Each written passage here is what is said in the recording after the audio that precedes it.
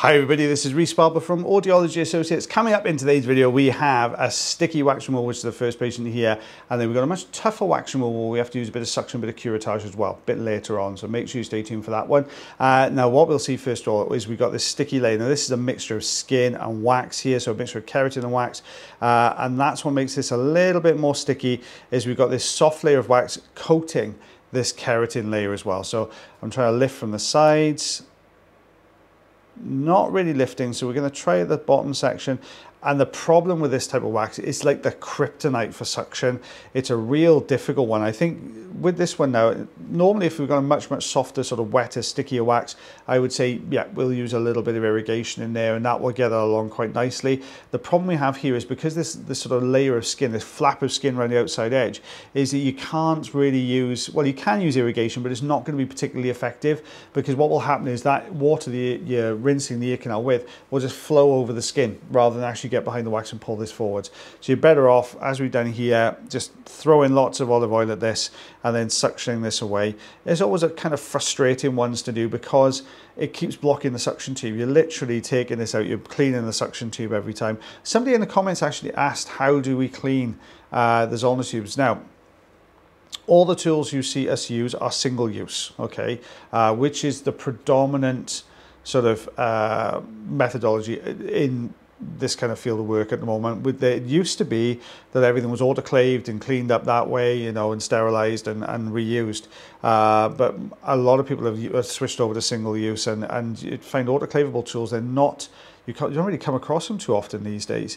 But it means that sort of, if we're having to clean it up whilst we're doing a procedure, most of the tubes that you buy these days have a very little thin, almost like pipe cleaner in that you push into the one end, and that kind of clears any blockage in there. So you'll be doing that a lot with that kind of very sticky type of wax. But as far as sort of cleaning it ready for your next patient, nope, they get broken up, thrown in the bin. That's what happens to them. So you can see here we've got this really sticky plug this time. So the last time it was just a sticky layer on top of some skin. This time this is just a really sticky plug. But it is mega, and you know, this type of patient with these soft sticky ones, they would normally be experiencing problems. So when they go to bed at night, you know, they're hearing okay, they wake up in the morning, they're not hearing particularly well, just because that sticky nature, it sticks everywhere around the canal. As we sleep, it compresses that outer portion of the ear canal, and then you're going to get sticking all the way around the outside edge. So that tends to be what happens with these kind of sticky plugs. That's what your patient will normally present with, but it's coming away nicely. There we go, just got this dry kind of ring, this ring of dry skin, there you go, around the outside edge. So we're just taking all these away. Don't forget, the lovely Mr. Taylor Green will be back on your screens real soon. He is back from annual leave next week, so he will be appearing back here with me again, my sort of counterpart, just over a centimetre, just under half an inch. If you're watching this on YouTube, don't forget we do put cards up in here after every part of the wax removal you see. So if we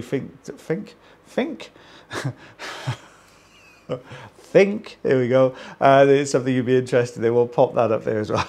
Let's have a look at we're all kind of, what do you think we're doing?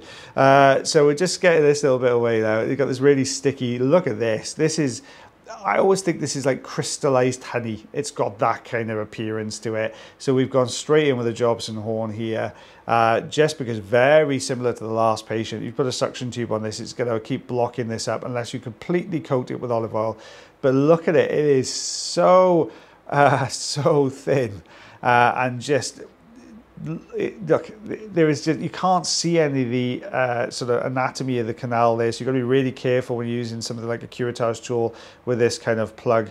Ideally, I want to see a bit of the canal wall, which we do there. We can just see it now. So what I've done, I've put a lot of olive oil in here because I'm going to need to peel all of this now down the canal wall. The way to get it this way with curettage would be to actually press the curettage tool against the canal wall, which is not going to be pleasant for the patient. So why put the patient through it if you can just put a bit of olive oil in, use a bit of suction now, because the olive oil will stop it from re-sticking back to where it was.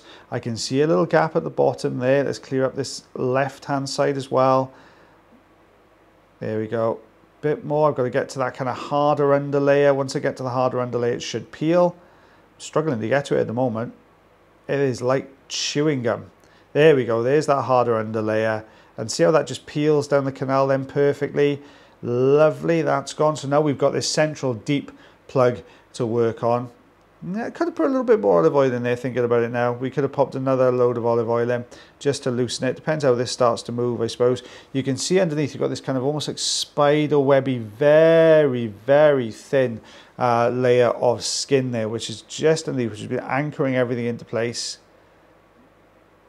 Now I'm lifting from the bottom, but what I'm afraid now has happened is it's stuck to the top. So I'm going to have to peel back down and push it back down from top to bottom now. Let's see, it's wiggle, it's wiggle, it's wiggle, it's wiggle. There we go, we're getting there, we're getting there. Oh, it's almost there. There we go, there we go. I could have put a bit of olive oil in there thinking about it. It's a nice thing about looking back on these videos, you can kind of see things. Oh, I might have done that a bit differently.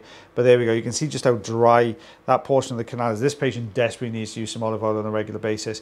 Just got to tidy up this outside edge. That very dry piece of skin there you can see it's just where you've got these little tiny lifts all the way around the skin. That's the dry skin starting to lift and peel. Oh my goodness me, that is a chunky plug there. Is this dry? Let's have a little look.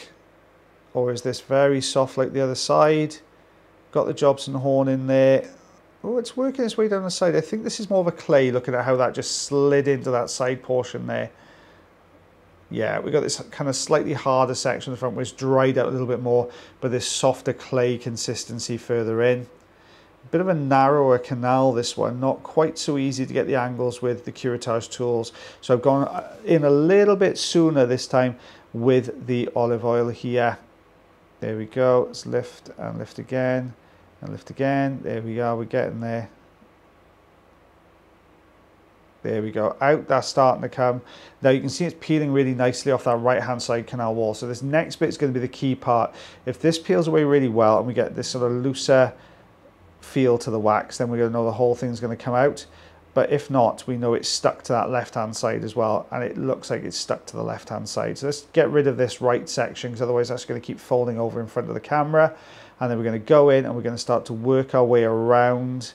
There we go, the bottom. Let's work our way around the left hand side. Oh, back to the right.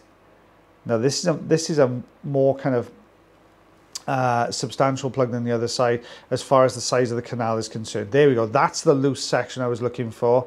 Just, you know, you've detached it down when you can get this free movement to the front. You can see turbo wiggling away there, trying to get this out, wrestling this out of the ear canal.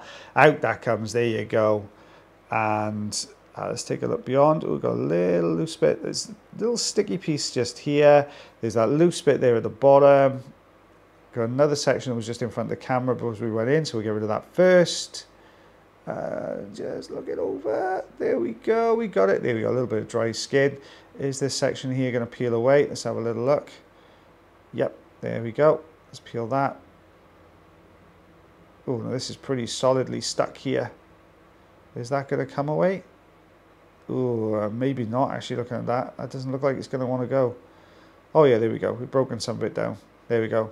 So same for this one. You can see those lifts all the way around the ear canal, and that kind of mottled appearance to the canal wall. That's quite classic of somebody with a very dry canal. So yep, for this one, we would be saying patient needs to use, definitely needs to use some olive oil on a regular basis. Look at the color gradient of that, much lighter material. That's what you tend to get with these sort of stickier, dry canals.